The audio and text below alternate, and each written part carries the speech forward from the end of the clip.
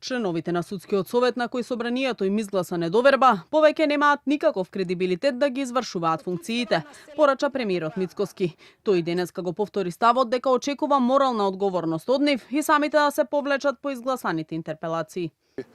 Јасно кажа парламентарците, тие кои што ги избраа, дека тие го изгубиат целиот кредибилитет, дека тие повеќе немаат никаков кредибилитет да бидат на тие места каде што се.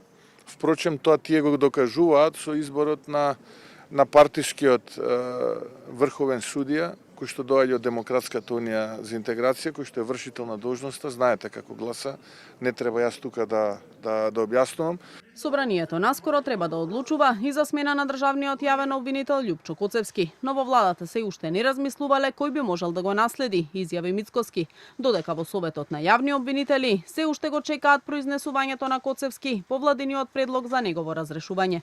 Според Мицкоски се уште постојат корумпирани суди и обвинители и порача дека е изненаден како некои од нив се однесувале во последната акција на Бирото за јавна безбедност околу злоупотребите при набавка на сомнителниот мазут, во која на бизнисменот Радко Капушевски синоќа му беше одреден 30-дневен притвор, додека собственикот на компанијата Пуцко Петрол Асмир Јаховски заработи домашен притвор.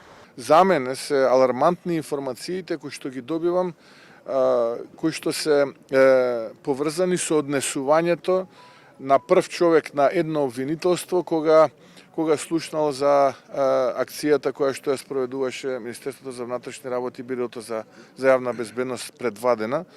Навистина сум шокиран како се однесувал тој човек и како продолжува да се однесува.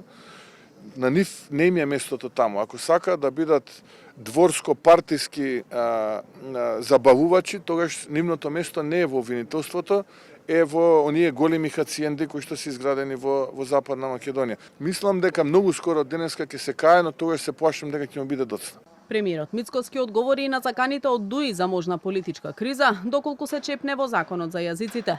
Според него заканите од интегративците ќе продолжат, но политичка криза нема да има, бидејќи како што рече на ДУИ не им бил важен ниту јазикот, ниту правата на албанците, туку само како да се спасат од криминалите кои ги правеле во минатото.